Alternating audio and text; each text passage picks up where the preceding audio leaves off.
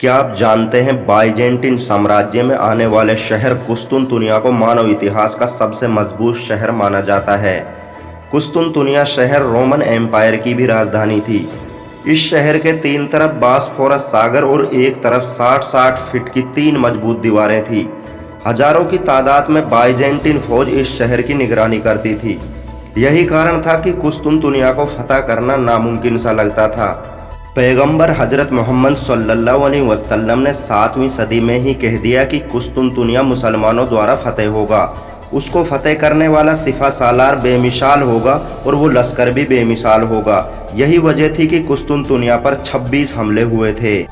आपको ये जानकर शायद हैरानी हो कि कुस्तुनतुनिया दुनिया का एकमात्र ऐसा शहर है जिस पर कब्जा करने के लिए 25 बड़े बड़े हमले हुए हों। हजरत मोहम्मद सल्लल्लाहु अलैहि वसल्लम की उस बेमिसाल उपाधि को पाने के लिए ही मुसलमानों ने 7वीं सदी से ही कुस्तुनतुनिया पर नजर गड़ा दी थी। कुस्तुनतुनिया पर सबसे बड़ा हमला खिलाफत उमैया के शासक सुलेमान बिन अब्दुल मलिक के दौर में हुआ था। यह हमला जल और थल दोनों तरफ से किया गया था। इस हमले में 1800 जंगी बेड़े शामिल किए गए, जो कि उस वक्त तक दुनिया की सबसे बड़ी समुद्री मुहिम थी। कुस्तुनतुनिया पर पहला हमला हजरत अमीर मुआविया रज़ियल्लाहु अन्हु के दौर में किया गया था। उसके बाद में हिशाम बिन अब्दुल मलिक, हजरत उमर बिन अब्दुल अजीज और हजरत हारून रशीद जैसे खलीफाओं ने इस पर हमले किए थे, लेकिन सारे के सारे असफल रहे थे। इस हमले में सुलेमान बिन अब्दुल मलिक की फौज बुरी तरह पराजित हुई, जिसमें सिर्फ 5 जंगी बेड़े ही वापस बच कर आए थे। कुस्तुनतुनिया को फतेह करना नामुमकिन सा हो गया था। मुसलमान फौजें इसको फतेह करने के लिए पूरी ताकत के साथ आती, लेकिन हर बार नाकाम होकर जाना पड़ता था। आखिरकार खिलाफत उस्मानिया के 7वें सुल्तान मोहम्मद सानी ने एक बार फिर कुस्तुनतुनिया का घेराव किया। कुस्तुनतुनिया की फतेह के लिए होने वाली ये आखिरी जंग हैरान कर देने वाली और तारीखी जंग थी। सुल्तान मोहम्मद फातेह ने शहर की दीवार तोड़ने की हर मुमकिन कोशिश की, लेकिन कामयाब नहीं हो पाए। उन्होंने एक सुरंग खोदकर शहर में पहुंचने की कोशिश की, मगर ये तरतीब भी कामयाब नहीं हो पाई।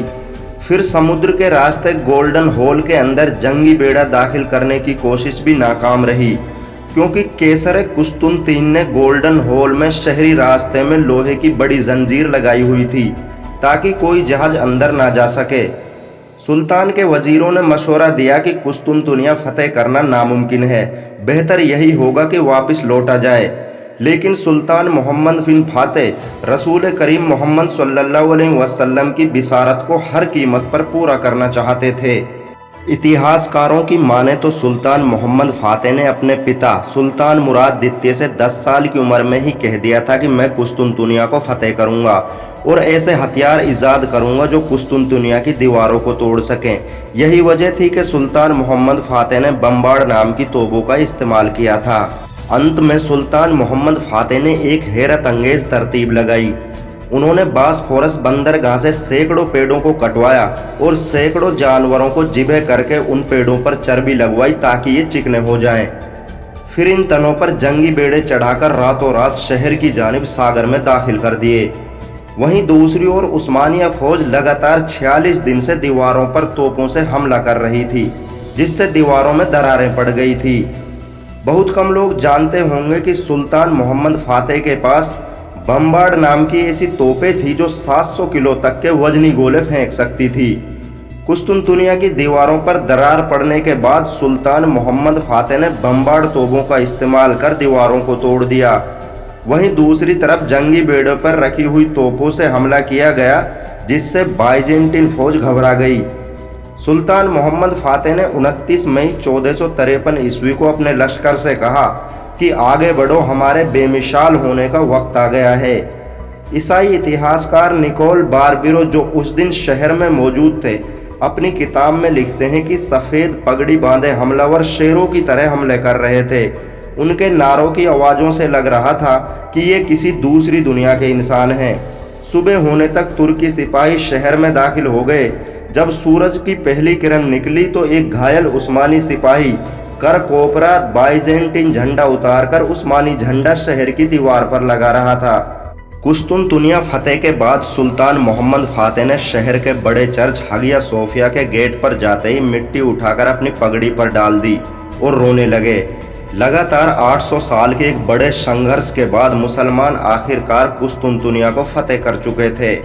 सुल्तान मोहम्मद फातेह ने शहर का निर्माण और विकास बहुत जल्दी करा दिया। उन्होंने हगिया सोफिया चर्च को मस्जिद बना दिया, लेकिन उन्होंने शहर के दूसरे बड़े चर्च कलीसाए हैवारियान को यूनानियों के पास ही रहने दिया, जो आज भी मौजूद है। कुस्तुनतुनिया फतेह के साथ ही बाइजेंटीन साम्राज्य का खात्मा हुआ और उस्मानी साम्राज्य अगले 4 सदी तक तीनों महाद्वीप एशिया, यूरोप और अफ्रीका पर शान से राज करता रहा। 1453 ही वो साल था जिसे मध्यकाल का अंत और नए युग की शुरुआत का बिंदु माना जाता है। सुल्तान मोहम्मद फातेह ने कुस्तुनतुनिया को अपनी राजधानी बनाया और इसका नाम इस्लाम्बुल कर दिया, जो बाद में इस्तांबुल पड़ गया। इस्तांबुल दुनिया का एकमात्र ऐसा शहर है जो 2 महाद्वीप एशिया और यूरोप को जोड़ता है। अगर ये वीडियो आपको पसंद आई हो तो हमारे चैनल मिरर ऑफ वर्ल्ड को सब्सक्राइब करें, वीडियो को लाइक शेयर करें और कमेंट करके हमें ज़रूर बताएं। घंटा दबाना ना भूलें।